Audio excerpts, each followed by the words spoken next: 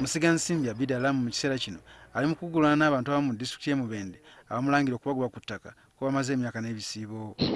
Wiiki ewedde walaba mulumizwa okwewendulira abantu abatuusako ebisago omwali yakuba essasi ku kabina abagambibwa okuba tibali bakuuma ttaka lya Abidi Alamu. Omwana ng'adduka ne bamukuba essasi mu kabina, omwana gwe baakuba essasi ono asembyeyo bamuyita Ttalemu Alani gwe baakuba ali ku kitanda Mubende. Kino kyawaliriza akakiiko omulamuzi Catherine Bamugemerire okuyita RDC ne DPC w'ekitundu kino bannyonnyole ekyatuuse ku batuuze.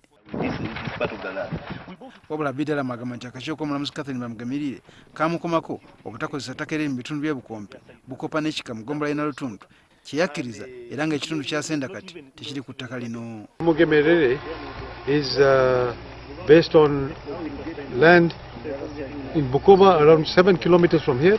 Yes. Bukompe, which is even more than 7 kilometers from here, and Chika, which is about 5 or 6 kilometers from here. One way to be Kanamuki. Out of what Oda Bamugemerire. Oda Yumulam, Tujuan Tiwa. Yes, so Garache Bukova, what the 2 minutes were free to gain the Arabali Mikasoli, but wounds. Onagamba ttaka lya Erula kati liri Buwoya nga liweza square kilometers 12 era ng'agenda kulimako ebikajjo asobola okutandika okukola sukaali. The people who know that we have bought this land legitimately and that we be given the protection required so that we continue to develop, we continue to establish a sugar refinery here for the purposes of processing sugar and producing white sugar, which is not done anywhere in East Africa. Onategeeza nga batasobola kujemera kiragiro kya kakiiko ka Bamugemerire era ng'ebbanga lyonna lyayitiddwa takazimuulangako. If people need us, we are here.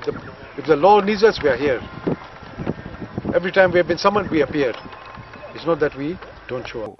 Ku ky'abantu abatulugunyiziddwa bagambibwa okuba abakuumi be abaateekebwa ku ttaka lino agamba ntakimanyiiko era ng'ayagala wabeewo okunoonyereza. The victims being shot.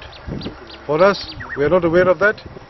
For us, we would like the police to investigate and find out the circumstances under which that incident did happen. Ono alangidde abamu ku babaka ba Parliament mu kitundu kino okusiga obukyayi. Mubende y'emu ku disitulikiti ezizze zinokolwayo omuli okusengula abantu ku ttaka okuyitiridde.